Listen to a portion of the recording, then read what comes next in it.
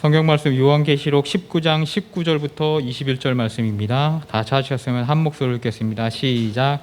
또 내가 보매 그 짐승과 땅의 임금들과 그들의 군대들이 모여 그 말탄 자와 그의 군대와 더불어 전쟁을 일으키다가 짐승이 잡히고 그 앞에서 표적을 행하던 거짓 선지자들도 함께 잡혔으니 이는 짐승의 표를 받고 그의 우상에게 경배하던 자들을 표적으로 미혹하던 자들이 둘이 산채로 유황분을 붓는 못에 던져지고 그 나머지는 말탄자의 입으로부터 나오는 검의 죽음에 모든 새가 그들의 살로 배불리더라. 아멘. 제가 신학과에 들어가던 시점에 남자 연예인들, 아이돌들이 심심치 않게 이런 이야기를 방송에 나와서 했던 것을 보게 되었습니다. 은퇴 후에 목회자의 길을 가겠다라고 그렇게 선언하는 일들이었습니다. 전에도 말씀드렸지만 실제로 한 남자 연예인은 듣도 보도 못한 개인 맞춤 커스텀 전형으로 정말 신학교에 입학하기도 했고 그 후에는 신학한 남자 배우로 둔갑하기도 하는 것을 보게 돼요. 졸업했는지 안 했는지 모르겠는데 제가 알기로는 졸업을 안 했어요. 근데 이렇게 지켜보면서 참 재밌기도 하고 한편으로는 씁쓸한 그런 입맛을 다실 수밖에 없었어요. 이런 아름다운 기독교 남자 연예인 아이돌 미담으로 세상 사람들에게는 전해졌지만 일반인들에게 전했지만 죽으림을 다해서 그 길을 가고 있는 흑수저 신학생들에게는 그게 참 씁쓸한 일이었다라는 것이에요.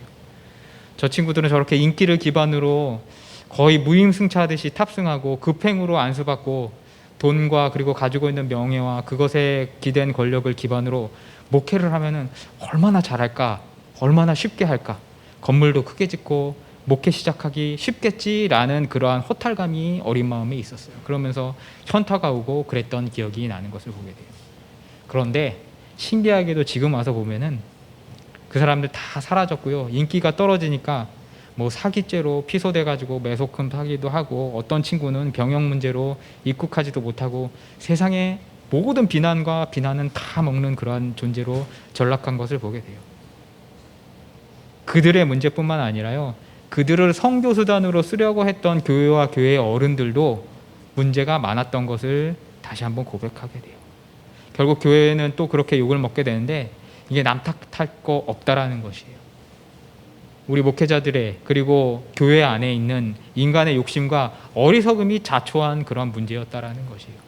인간 누구를 추앙하고 인간 누구를 통하여서 선교를 하는 것이 중요한 것이 아니라 하나님의 선교, 하나님의 관점에서 선교를 바라봐야 되는데 그러지 못하였다라는 것이에요. 오늘 말씀 속에 유브라데를 넘어 의기양양하게 진군하던 짐승이 잡히는 장면이 우리가 시작되는 것을 보게 됩니다. 전에 시간에도 이야기했지만 이 짐승이라는 존재는요, 사탄의 지상 권력을 대행하는 어떤 존재예요. 그런데 그것이 이길 것 같았지만 결국은 백마탄신 재림주에게 꼼짝없이 잡혀가지고 불못에 던져지게 된다라고 오늘 성경에 기록하고 있습니다. 그리고 그 뒤에 바로 등장하는 한 캐릭터가 나오는 것을 보게 되는데요. 오늘 성경 말씀 이 19절에 보게 되면은 뭐라고 합니까? 거짓 선지자라는 존재가 등장하는 것을 보게 돼요. 그들의 특징은 선지자라는 것에서 보면은 쉽게 드러나는 것을 보게 돼요. 선지자이기 때문에 교회 안이라든지 교회 공동체 안에서 어떤 괄목할 만한 위치를 차지하고 있었던 것으로 보여지게 돼요. 하나님의 교회 안에 이런 세력이 있을 수 있는가라고 많이들 질문하는데, 그런데 교회는 여러분이 잘 알다시피 유형교회와 무형교회가 공존해요. 유형교회는 이 건물 안에 담겨 있고 확실하게 보이지만 그렇다고 그 안에 있는 구성원 모두가 확실하게 구원받았다라고 말을 할 수는 없다라는 것이에요. 마귀가 뿌린 쭉정이와 가라지가 이 안에 분명히 있다라는 것이에요. 하나님의 말씀 앞에 집중하지 못하고 하나님의 말씀을 방해하는 존재가 있다라면 자신을 한번 돌아보셔야 돼요. 내가 마귀가 뿌린 쭉정이야 가라지가 아닌지 돌아봐야 한다라는 것이에요. 유형교회는 이렇게 뭡니까? 한계가 있어요. 그에 반해서 무형교회는 실체가 눈에 보이진 않지만 정확한 하나님의 속량을 받은 자들, 그 정량수와 관련되어 있다는 것을 우리는 또 알고 있어요. 그렇다면 이 쭉정이들은 무엇일까요? 결국은 다 차처하고 하나님의 이름으로 무엇인가 행하지만 그 결과를 어떻게 합니까? 하나님의 영광이 아닌 자신의 영광과 이득으로 차지하는 일들을 하는 자들이라는 것이에요. 그들이 교회 안에서 어떤 높은 지위, 심지어 장로와 목사가 될지라도 그들은 참 선지자가 아니라 무엇이라고요? 거짓 선지자라고 성경은, 오늘 요한계시록은 지칭하고 있다라는 것이에요. 그리고 중요한 것은요, 그들을 이용하고 있는 그 배후의 세력은 짐승, 즉 무엇입니까? 사탄이라는 것이에요. 그것을 오늘 20절 초반에서 이야기하고 있는 것이에요. 이렇게 얘기하면은 에이, 유형교회가 다 사람이 사는 거고, 사람이 사는 게 다 그렇지, 좀 서로 이득 볼 수도 있는 거고 서로 이용할 수도 있는 거지, 이것도 다 사업의 일환으로 보면은 좋은 게 좋은 거 아니야? 교회도 크게 키우고 여기 안에서 사업도 서로 키우게 하면 좋은 것이 아니야? 라고 그렇게 항변할 수도 있어요. 그런데 중요한 것은 그 진리에 서지 않고 좋은 게 좋은 것이라는 그런 스탠스들, 그것은 무엇입니까? 사단이 교회를 허물기 위하여 신자들 안에 심은 독초라는 것이에요.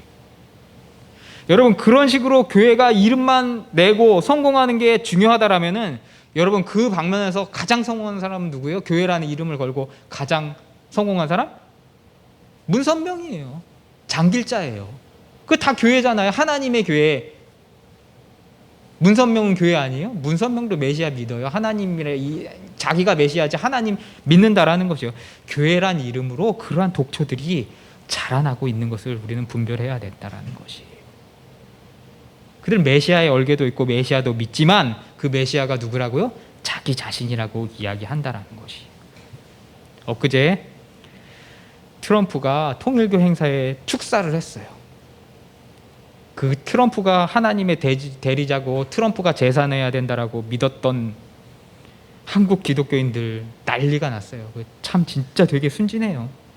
저도 개인적으로 트럼프의 정치적 스탠스라든지 그런 부분에서 지지해요. 트황상이라고 하는 것, 그 박력 있는 스탠스 좋아해요. 그런데 항상 얘기 드리면 트럼프가 기독교의 구원은 아니에요. 트럼프가 기독교를 구원할 수 없어요. 트럼프가 고레스처럼 될 수도 있지만 그것은 하나님의 손안에 달린 문제라는 것이에요. 트럼프가 교회를 구하기는 개뿔을 뭘 구해요. 항상 얘기 드리지만 정치는 허업이에요. 그리고 정치는 연극이라는 것이에요. 정치 헌금과 표라면은 영원이라도 팔 수 있는 사람이 누구예요? 정치인이라는 것이에요. 그거 못하면 애초에 그 자리에 올라가지도 못했고 올라갈 필요도 없다라는 것이에요. 우리의 믿음은요, 거기에 있지 않다라는 것이에요. 거기에 자꾸 의지하면 안 돼요. 정치인들이 기독교를 구원해주고 정치인들이 우리를 순교로부터 구원해줄 것이라고 바라지 말아야 한다라는 것이에요. 그러면 그 거짓 선지자의 꼼수, 그것이 하나님 앞에 통할까요? 우리는 이미 지난 12절에서 재림 예수의 특징을 보아서 알고 있어요. 그 재림 예수의 특징은 뭐합니까? 12절에 그의 눈은 무엇 같다라고 얘기합니까? 불꽃 같고라고 그분을 소개하고 있는 사실을 우리는 주목해서 봐야 돼요. 즉 재림주로 오시는 예수님은요, 모든 본질과 악과 선을 꿰뚫고 계시다라는 그 특징을 사실적으로 이야기하고 있는 것이에요. 그 재림주 앞에서, 하나님 앞에서 숨기려고 해도 절대로 숨길 수 없는 사실을 이야기하고 있다는 것이. 그렇다면 이 거짓 선지자들은 도대체 무엇을 속이려고 하고 무엇을 속인 것일까요? 정확히 요한계시록에서는요, 이들의 역할이 나와 있지는 않아요. 찾아보기는 힘들어요. 그런데 바울의 나머지 저작들이나 요한의 다른 서신들이나 다른 사도들의 서신들을 보게 되면은 이 초대교회 당시에 사도들이 골머리를 앓고 있었던 것이 뭐냐면요, 거짓 선지자들이 대부분 하는 이야기 몇 가지 중에 하나 중요한 것은 뭐냐면요, 예수 그리스도의 재림, 다시 오심에 대하여서 자기 나름대로의 논리와 요소를 가지고 신자들을 미혹했다라는 것이에요. 그들이 뭐라고 얘기하냐면, 너희는 모르고 있는데 이미 우리 사이에 예수가 와 계시다라고 그렇게 퍼뜨렸다라는 것이에요. 그래서 사람들과 신자들을 혼란하게 만들었다라는 것이에요. 그러면서 어떤 이야기들이 그 당시에 휘돌았냐면요, 어제 어느 집에 누구 집사 집에 예수님이 왔대, 너만 모르는 거야 라고 그렇게 그리스도인들을 미혹했고요, 이미 재림주가 왔다라는 주장을 퍼뜨렸어요. 그리고 그 재림주가 누구라고요? 자기 자신은 어떤 교주라고 이야기했다라는 것이에요. 이게 잘 먹혀들일 수 있었던 것은, 그도 그럴 것이, 초대교인들은 예수께서 승천하실 때 곧 오신자라는 그 입장을 다 알아서 알고 있었어요. 그리고 그것을 문자 그대로 믿고 기다리고 있었어요. 당연히 예수 그리스도가 돌아가신 이후에 예루살렘 멸망이 있은 이후에 계속해서 로마에 대하여서 로마로부터 신앙에 대하여서 압박받는 상황에서 그 조건들은 그들에게 충분히 말세로 느끼게 하였고 약속한 재림주가 이쯤이면 오실 충분한 필요 충분 조건이 형성되었다라고 생각할 수밖에 없었다라는 거예요. 그런데 거기다가 뭡니까? 예수님이 어저께 어느 집에 왔대 라고 이야기하니까 사람들이 어떻게 합니까? 거기에 혹 하고 빨려들었다는 것이에요. 어느 집에 누구 집에 어제 왔다라는 것이 얼마나 그 주위에 반향을 일으켰으리라는 것이에요. 맑은 물에 스포이드로 잉크를 한 방울 뚝 떨어뜨리면 쫙 퍼져나가는 것처럼 삽시간에 그리스도인들에게 큰 반향을 일으켰을 것이라는 것은 자명한 것이에요. 이게 신앙에 도움이 됐을까요? 도움이 됐다라면은 사도들이 여기에 대해서 이렇게 쌍심지를 켜고 계속해서 새신서에 이야기할 일이 없었을 거예요. 큰 문제를 일으켰어요. 그 큰 문제 중에 가장 대표적인 것은 뭐냐면요, 신자들 사이에 이상 행동이 번지기 시작했다는 것이에요. 생업을 내팽개치고, 어저께 예수님이 어느 집사 집에 왔대는데 지금 내가 여기서 이거 뭐 밥할 시간이 어디서, 애석게 학교 보내고 뭐 그럴 시간이 어디서, 빨리 준비해야 되죠. 갈 준비해야죠. 정결하게 목욕하고 준비를 해야 되잖아요. 생업을 내팽개쳤고요. 어떤 설교자들은 그것을 가지고 겁박을 하면서 소유를 팔고 소유를 기독교 공동체 앞에 던지는, 그것이 헌금이 아니라 비정상적으로 던지는 일들이 일어나다라는 것이에요. 여러분, 이걸 헌금으로 볼 수 있을까요? 이건 헌금이 아니에요. 미혹됨이라는 거예요. 미혹된 영에 빠졌다라는 것이에요.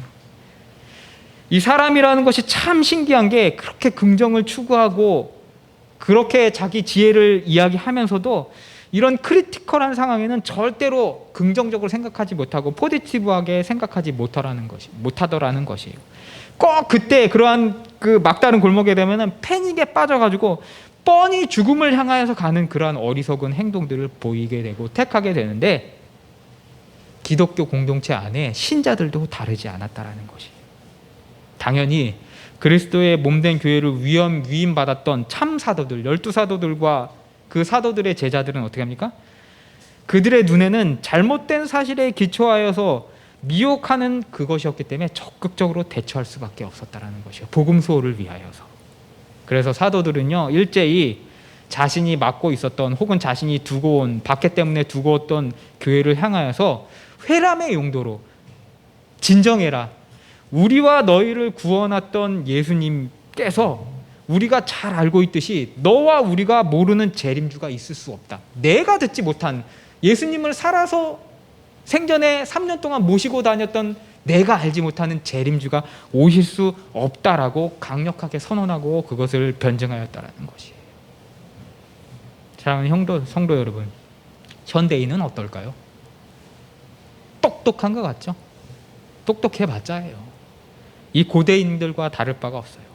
원시인들은요, 불을 숭배하는 미물이었다라면요, 현대인은 과학을 숭배하는 미물이에요. 무엇을 숭배하건 그 미물의 존재, 그 어리석음에서 벗어날 수 없다라는 것이에요.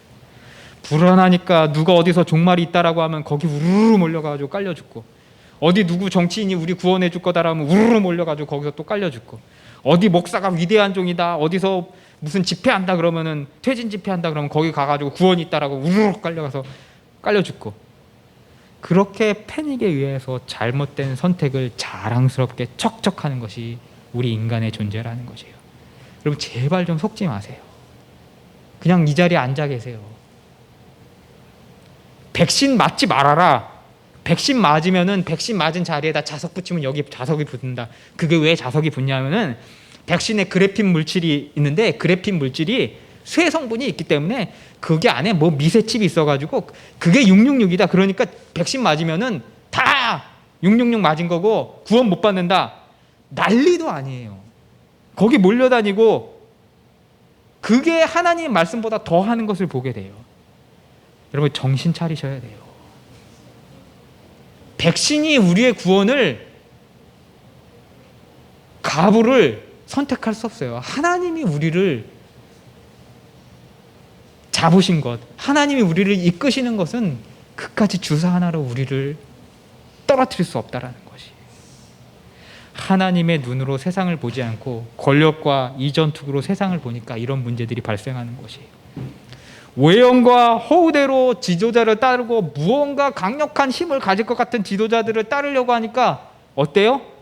사울을 뽑은 이스라엘처럼 우리 현대교회도 똑같이 그러한 문제들을 반복하고 있다는 것이.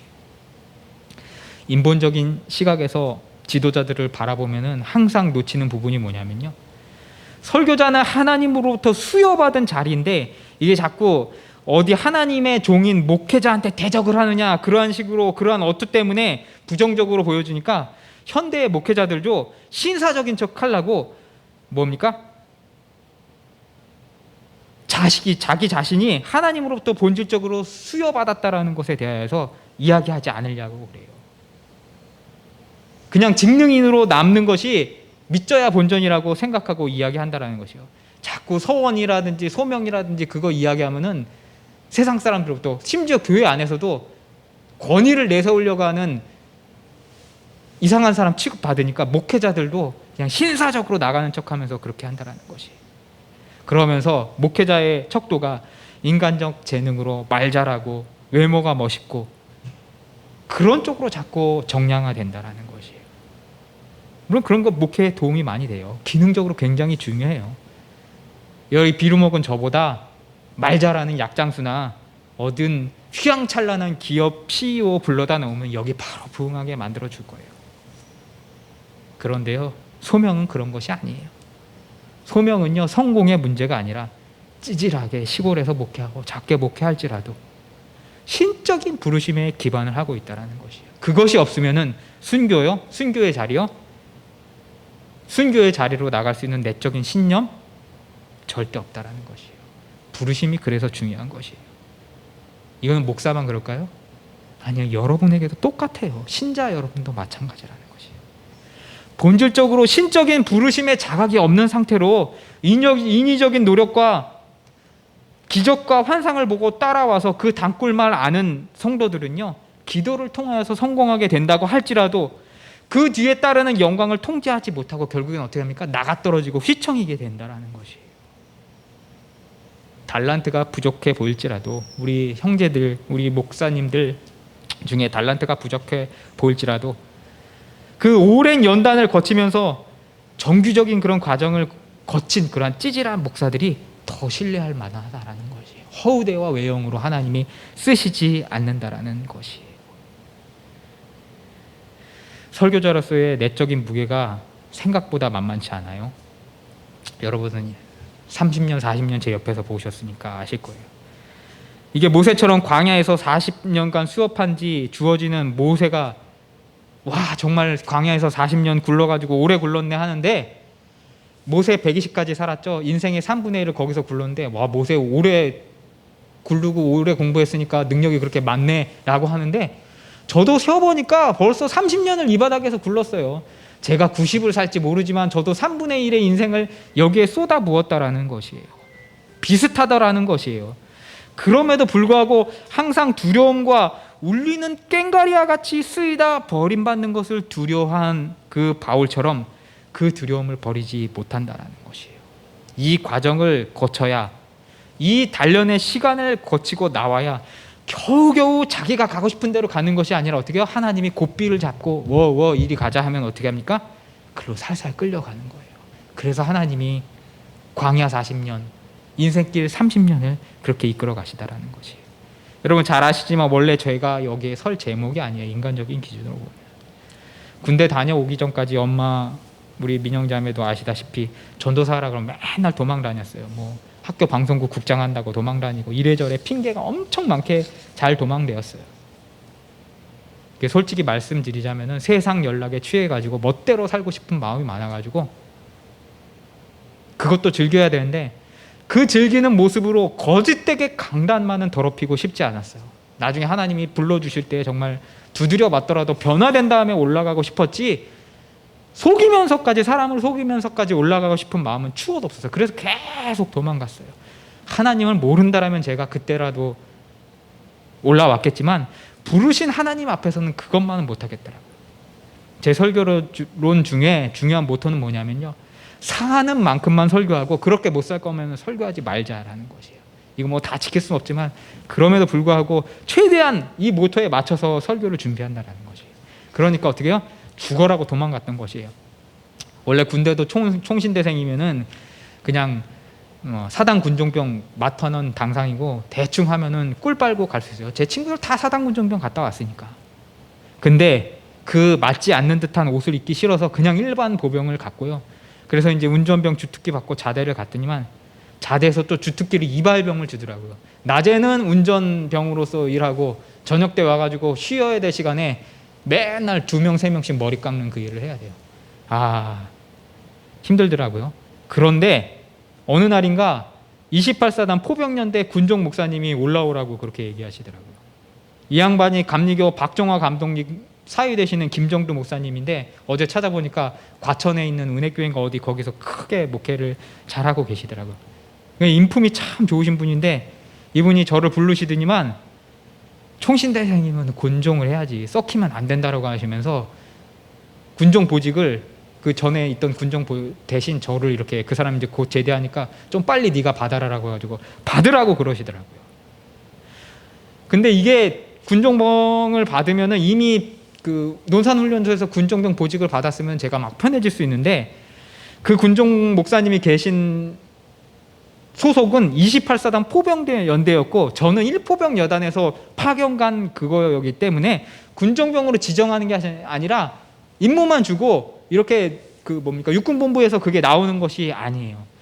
그래서 제가 지금 주특기가 운전병도 있고 이발병도 있는데 거기다 군종병까지 타면은 저는 이제 죽게 생긴 거예요. 그래가지고 그 군종 목사님한테 저 절대로 못합니다. 저 운전병도 해야 되고 군종 이발병도 하고 있어서 저녁 시간에 없습니다. 애들 머리 깎아야 되는데 못 깎으면 저 과업 못하면은 큰일 납니다 라고 해요. 근데 목사님께서 계속 불러가지고 간곡하게 부탁을 하시더라고요. 이게 네가 총신대생이라서 네가 뭐 잘나서 그게 아니라 네가 총신대생이기 때문에 일을 해야 되기 때문에 하나님이 부르셨기 때문에 여기서 훈련을 받아야 된다라고 계속해서 강권하시더라고요. 결국 제가 거기서 깨달은 건 뭐냐면 와, 이렇게 도망와도 이게 걸린 거 보면은 이게 요나의 고래 뱃속이구나, 이제는 도망갈 수 없구나 라고 하고 예 그러면 하겠습니다 라고 그러고 받았어요. 낮에는 죽어라고 주특기 하고 와가지고 기름때 쩔어가지고 그거 닦아야 되는데 대충 닦고 머리 하루에 2명 3명씩 깎고 한 사람 깎는데 30분에서 예? 그 정도 걸려요. 빨리빨리 깎으면 나중에 막 10분에 하나씩 깎기도 하지만 이제 제 정비 시간 가져야 되는데 못 가져요. 그리고 일주일에 2-3번 어떻게 해요? 그 저녁 시간에 밥 먹고 온전히 교회에 올라가야 된다는 것이에요. 저녁 시간이 이틀 3일이 싹 사라져 버리는 거예요. 그렇지만 제가 얘기 들었다시피 기존 주특기가 덜어지는 것도 아니에요. 선임들은 뭐라 그러냐면요, 너 주중에 3번이나 교회에 도망가가지고 거기서 내무생활 안 하고 꿀 빠니까 운전병이고 이발병이고 절대로 다른 애들 안 할 테니까 네가 다 하라고 그러는 거예요. 죽겠는 거예요 진짜. 일과 시간 되면은 일과 시간 해야 되고 일과 시간 끝나면 할당된 거 다 하고 석식 먹고 교회 갔다 오고 그리고 부대 내려보면은 그냥 씻고 자야 된다는 것이에요. 미치는 거예요. 그게 고래배 속에서 일전에 하나님이 시키시는 단련이더라고요. 그 사역을 통해서요, 몸은 힘들고 죽을 것 같았는데 그럼에도 불구하고 영이 살아가는 것을 경험하게 됐어요. 그래서 극적으로 배웠던 술, 담배를 또 거기서 극적으로 끊게 하셨어요. 그러면서 하나님이 주시는 참 큰 은혜를 경험하게 됐어요. 저 제대하고 나가지고 세림주유소 취직했었잖아요. 집 어려워가지고. 그때 왜 갑자기 그 뉴질랜드 박 목사님이 전도사 하라고 그랬는데 무보수를 하라고 그랬는데 왜 집에다 돈 벌어와야 되는데 그 무보수를 거기를 내팽개치고 갔는지 아세요? 어머니한테 우리 얘기 안 드렸는데 어차피 그거 도망가볼자 또 고래뱃속처럼 하나님이 또 붙잡아다 놓으실 걸 알기 때문에 고민하다 어차피 붙잡혀 올 바에 하나님 부르실 때 가자 하고 두말 않고 갔던 것이에요. 우리 사모님 제가 이렇게 목회하면서 힘들어하면 항상 하는 이야기 있어요. 목사하기 싫으면 하지 마. 그냥 일해도 돼. 나는 그거 상관없으니까 일하고 싶으면 일해. 힘들면 일하라고 그렇게 얘기해요. 그러면서 이래요. 참 신기한 게 맨날 힘들다 못하겠다고 하면서 봐도 본인이 뭐 소질이 있는 것도 아닌데 하려고 하는 게 신기하다라고 그렇게 이야기를 해요. 근데 하나님의 고래 뱃속을 경험해 보면은 이거 도망가도 하나님이 끌어다 놓는 것을 알면은 죽고 싶어도 거부할 수가 없다라는 것이. 우리 가끔 농담으로 하는 얘기인데 제 동기 친구 중에 다른 일에서 성공한 친구가 있는데 그 집이 되게 뜬금없는 게 뭐냐면은 이 친구가 제 설교를 가끔 본다고 해서 이름은 얘기할 수 없는데 여러분 잘 아는 그 친구인데 뜬금없이 그 누님을 불러다가 어떻게 합니까? 그 누님이 목사가 되더라고요. 제 친구가 안 하니까.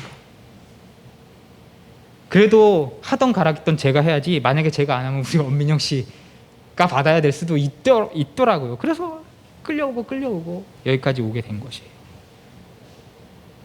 현대는 목회적 소명과 소명에 대하여서 그런 게 어딨냐라고 그렇게 얘기해요. 목회자들까지도 직업 윤리만으로 접근하는 시대가 되었어요. 그래서 목회자 권위가 땅바닥에 떨어진 시대예요. 그런데 그럼에도 불구하고요, 경험해보지 않고서는 모르는 그런 신적인 소명과 신적인 영역이 있다는 것은 저는 확실히 여러분에게 얘기 드릴 수 있어요. 현대에 없어진 안타까운 전통 중에 제가 항상 얘기 드리면 서원, 그까짓 거 그 입으로 한 거 뭐 취소할 수도 있어, 거부할 수도 있어. 어렸을 때 한 서원은 취소할 수도 있다라고 성경에도 나와 있어, 구약에도 나와 있어 라고 그렇게 얘기해요. 우리 최 목사님은 저 어렸을 때 중학교 고등학교 때 야 너는 나랑 성격이 똑같아가지고 목회 못하니까 서원 그거 어렸을 때 한 건 취소해도 되니까 너 목사하지 마, 너 되게 힘들어, 네 그 성격으로 못해라고 취소하라라고 그렇게 얘기하더라고요. 계속 때만 되면은 너 하지 마 그렇게 말리시더라고요. 제가 성격이 그때 되게 개팍했으니까요. 그런데 그게 마음대로 안 되는 영역이라는 것을 모르시는 거예요. 절대 거부할 수 없는 신적인 부르심과 신적인 영역이 분명히 있다는 것이에요.